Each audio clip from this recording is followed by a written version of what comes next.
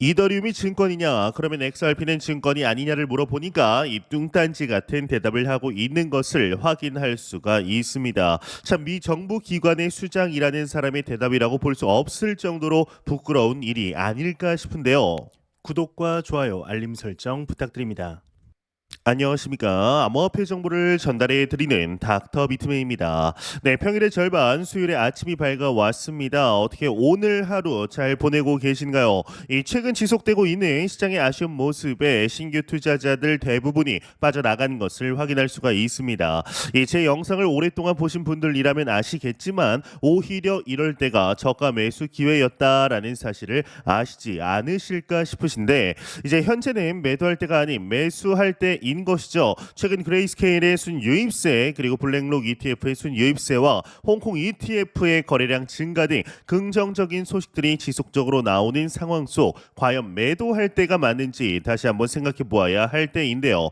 일단은 코인 마켓캡에서 메이저 탑10 코인들 가격 한번 살펴보도록 하겠습니다. 네, 일단 시가총액 1위의 비트코인의 경우는 전날 대비 1.51% 하락한 62,500달러대에 나타내고 있습니다. 이더리움의 경우는 1.70% 하락한 3,000달러대, BNB의 경우는 1.72% 하락 579달러대 나타내고 있으며 이제 솔라나가 2.85% 하락한 149달러, XRP가 3.35% 하락했습니다. 0.52달러대 나타내고 있습니다. 이 비트코인 도미넌스 한번 보겠습니다. 비트코인 도미넌스를 보시게 되면 53.5%, 이더리움 도미넌스는 15.7%를 나타내게 됩니다.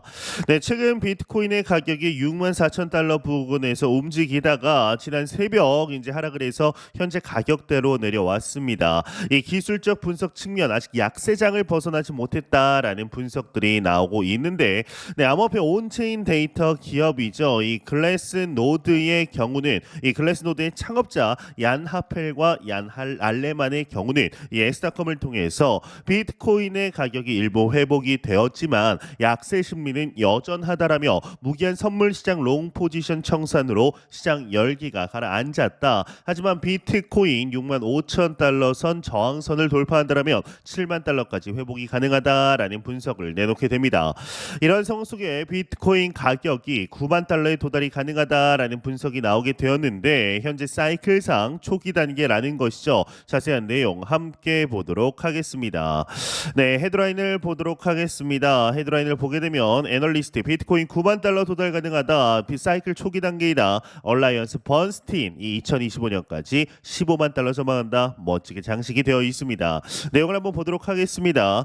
네, 암호화폐 전문 미디어 이제 데일리 호들에 따르면 스펜스는 엑스타컴을 통해 비트코인 1일 차트 기준 MACD와 RSI가 이 비트코인 강세 쪽으로 기울었다. 9만 달러까지 상승할 수 있고 9만 달러에 도달한 후에도 강세장은 끝나지 않을 것이다 라고 예상을 하게 됩니다. 이어서 9만 달러 도달 후 큰 조정을 받을 것으로 예상하지만 지금은 아직 사이클 초기 단계에 불과하다라고 덧붙이게 되는데요.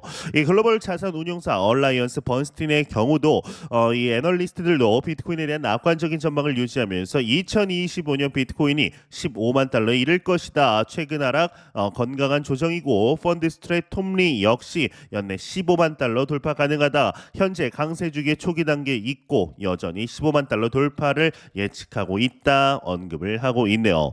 네, 현재 비트코인의 가격이 단기 전 고점이었던 73,800달러 대비해서는 다소 아쉬운 모습을 보여주고 있지만 이게 좀 생각을 해본다면 딱 1년 전이죠. 1년 전 이맘때와 비교를 하였을 때 2배 가까이 상승한 모습이라는 것을 잊지 않으셨으면 좋겠습니다.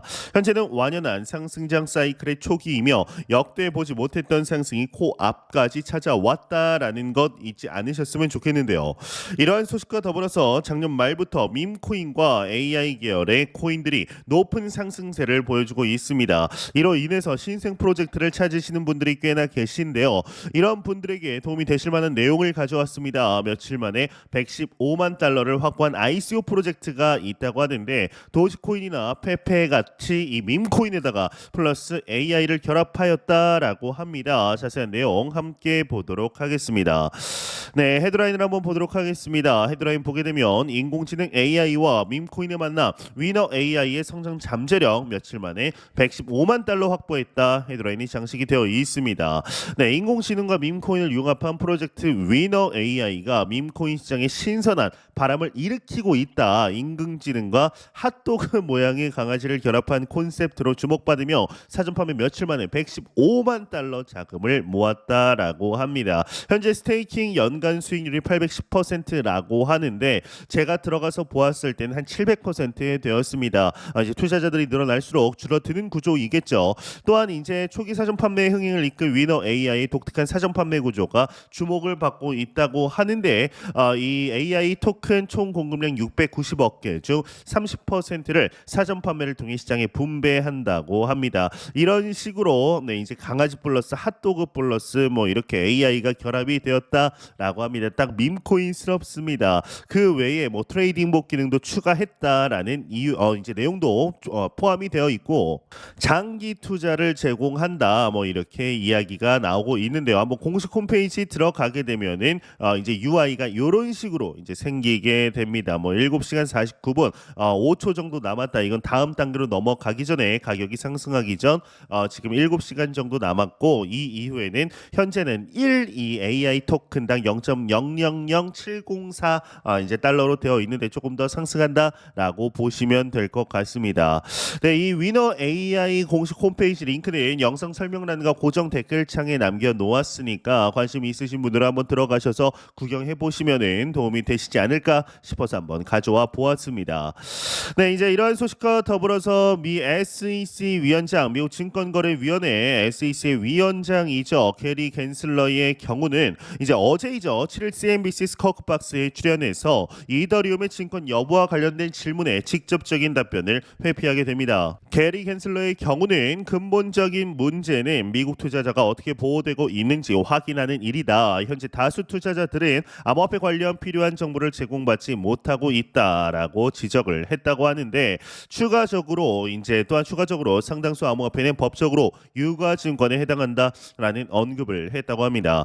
이더리움이 증권이냐 그러면 XRP는 증권이 아니냐를 물어보니까 이 뚱딴지 같은 대답을 하고 있는 것을 확인할 수가 있는데요. 참 미 정부 기관의 수장이라는 사람의 대답이라고 볼 수 없을 정도로 부끄러운 일이 아닐까 싶은데요. 놀랍게도 게리 겐슬러의 증권 관련 대답 회피는 이번이 처음이 아니었습니다. 지난 3월 11일경 미국 상품선물거래위원회 CFTC는 이더리움이 상품임을 SEC의 경우는 증권임을 주장하고 있는 상황이었는데 CFTC 위원장 로스틴 베넘의 경우는 비트코인처럼 이더리움도 상품이다라고 딱 잘라 말한 한편 SEC 위원장 게리 겐슬러의 경우는 투자자가 제3자의 노력을 통한 이익을 기대하는지가 관건이다라는 언급을 하게 됩니다. 왜 SEC는 이더리움이 증권이다라고 증권성 이슈를 대두시켰으면서 이제 와서 어물쩍 넘어가는 것일까요? 상식적으로 본인들이 이더리움은 증권이다라고 언급을 했으면 이에 대해서 왜 증권인지 강력하게 어필해야 하는 것이 상식적인 일이 아닐까 싶은데 이 비상식적인 일들을 행하니 이번 로빈후드에 대해서 제소한 것 또한 지지를 얻지 못하고 규탄과 실망의 목소리만 듣고 있는 것이죠. 3월 당시 게리 겐슬러의 경우는 블룸버그와의 인터뷰에서 이더리움이 증권이냐라는 질문에 대해 이렇게 대답을 하게 됩니다. 우리는 이더리움 현물 ETF에 대한 서류 심사 중이기 때문에 답변하지 않겠다라고 대답을 하면서 가상자산은 매우 변동성이 높은 자산이고 이에 대한 투자는 롤러코스터를 타는 것 같다라는 대답을 하면서 논점을 흐리게 되는 것이죠. 현재 이 블랙록의 이더리움 ETF 승인 여부에 대해서 결정해야 할 달은 8월이지만 현지 시간 5월 23일 한국 시간으로 치면 5월 24일이겠죠. 첫 번째 이더리움 현물 ETF인 바네크 이더리움 ETF 승인 여부에 대한 SEC의 답변 마감일이 도래하게 됩니다. 이 SEC에게 정말 얼마 남지 않았습니다. 이것이 현재 SEC가 그 간단한 이더리움이 증권이냐 아니냐를 대답을 못하게 만드는 요인입니다. 이 블랙록이 어떤 기업이던가요? ETF 승인율 무려 100%에 달하는 기업입니다. 블랙록이 신청한 ETF는 단 한 번도 거부되었던 적이 없는 무패 신화이죠. 이 말인즉슨 어떻게 하면 ETF가 승인이 되는지 뻔히 알고 있다라는 뜻이며 비트코인 현물 ETF 또한 블랙록 블랙록이 참전하니 승인이 되었습니다. 블랙록은 알고 있는 것입니다. 이더리움은 상품이라는 것을 말이죠. 또한 블랙록은 이러한 말도 합니다. 이더리움이 혹여나 이제 증권으로 분류가 된다라고 하더라도 ETF 출시가 가능하다라고 말이죠. 현재 암호화폐 관련 대부분의 ETF가 블랙록을 참고하며 만들어지고 있습니다. 여기에 바네크사의 이더리움 ETF를 SEC가 반려를 한다라면 블랙록의 이더리움 ETF 또한 반려를 해야 합니다. 그런데 문제는 반려할 명분이 없다라는 데 있습니다. 그렇다고 승인을 하자니 크립토 마켓에 대한 관할권을 빼앗기며 이제 예산안도 받지 못합니다. 승인을 하면 완전히 양치기 소년이 돼버린 것이죠. 이후부터 이제 가상자산 시장 관련 언급에 대한 신뢰도가 대폭 감소하게 될 겁니다. SEC는 현재 본인들의 욕심으로 인해 난공불락의 상황에 놓여 있습니다. SEC가 이 방법을 타개하는 방법은 게리 겐슬러가 위원장에 있는 이상은 없습니다. 새로운 위원장이 와서 개혁을 시키는 방법뿐이죠. 전 위원장이 이 SEC를 망쳐 놓았구나. 암호화폐는 혁신을 해야 된다. 개혁해야 된다. 받아들여야 된다라고 언급을 하며 일부 암호화폐는 상품이고 일부 암호화폐는 증권이다라고 정확하게 나누는 방법밖에 없습니다. 적어도 크립토 씬에서만큼은 이 게리 겐슬러가 완전하게 신뢰를 잃었기 때문이죠. 네, 과연 현지 시간 기준 5월 23일 SEC가 이더리움 현물 ETF 관련하여 어떠한 결론을 내릴 것인지 충분히 기대해볼 만하지 않을까라는 생각이 듭니다. 네, 공포탐욕 지수 한번 보도록 하겠습니다. 전날 대비 4포인트 하락한 64포인트 기록하며 그리드 탐욕 단계 여전히 나타내고 있습니다. 이 지수 0이면 공포, 100이면 낙관을 의미하게 되는 것이죠. 네, 한동안 비트코인이 1억을 넘으면서 너도 나도 투자 열풍에 올라탔습니다. 이 숨죽이며 투자를 하던 이들도 이제는 커밍아웃을 하며 비트코인을 계속 살 거라 말했습니다. 근데 이런 분위기는 삽시간에 퍼져나가 비트코인에 투자하지 않는 사람이 시대에 뒤떨어진다라는 사람이라는 인식까지 생기게 됐습니다. 그러다 하락을 맞았죠. 다행히 63K까지 회복됐지만 아직도 충격은 있습니다. 이에 대해서 많은 개인 투자자들이 원망을 하고 있습니다. 여러 매체에서 비트코인의 투자를 조장했다라는 건데 한번 생각을 해보아야 합니다. 이 세상에 누구도 아무런 대가 없이 내 돈을 불려줄 사람은 없습니다. 그런 정보가 있다면 혼자만 할지 굳이 알려주고 나누고 할 필요가 없는 거죠. 정말 이타적인 사람이 아닌 한 인지상정입니다. 투자의 선택과 판단은 본인의 몫입니다. 비트코인에 투자하라고 주장을 할 수는 있어도 그걸 믿고 따르는 것은 결국 본인의 몫입니다. 확신하는 만큼만 하는 것이 투자입니다. 모든 투자가 마찬가지겠지만 누군가의 이야기가 도움이 될 수 있지만 참고만 할 뿐 결국에는 본인이 결정을 해야 하는 것입니다. 이제 그 결정을 대신해 줄 사람은 없습니다. 결정에는 책임이 따르기 때문이죠. 이 투자를 하면 는다라는 이야기를 하는데 늘려면 공부를 해야 하고 그만큼 경험이 쌓여야 합니다. 자신의 투자는 어떤지 한번 생각을 해보아야 하는데요. 누가 좋다면 하고 누가 좋다 하면 사고 하락하면 팔기를 반복한다면 늘지 않습니다. 좀 무식해 보여도 내가 직접 내 돈 들여서 투자를 해보고 공부하다 보면 시행착오가 있지만 시간이 흐를수록 결국 투자는 늡니다. 처음에는 1턴 투자가 버는 투자로 바뀌게 되는 겁니다. 이 투자도 마치 근육과 같아서 그냥 되는 대로 해서는 늘지 않습니다. 그리고 투자를 누군가에게 배울 수 있겠지만 결국 투자는 혼자 하는 겁니다. 배우더라도 투자 그 자체는 혼자 해야 합니다. 그래야 늘 수 있고 자신만의 뷰가 생깁니다. 자신만의 뷰가 없어서 무작정 따르는 것이고 결국 이용당하고 망하는 겁니다. 시간이 오래됐다고 투자가 늘지 않습니다. 직접 본인이 생각을 가지고 해야 합니다. 그래야 느는 겁니다. 투자할 때 누구 원망하는 것이 가장 어리석은 겁니다. 누가 하라고 해서 하는 게 투자가 아니죠. 투자는 매우 능동적인 행동입니다. 누군가는 그냥 투자 안 해도 예적금으로 잘 살고 있습니다. 그런데 중요한 것은 부자가 되기 위해 더 많은 돈을 벌기 위해 투자를 한다는 것은 얼마나 능동적인 일인가요? 그렇다면 거기에는 스마트함이 필요합니다. 어리석음으로는 결코 투자에서 성공할 수 없다라는 사실을 잊지 않으셨으면 좋겠습니다.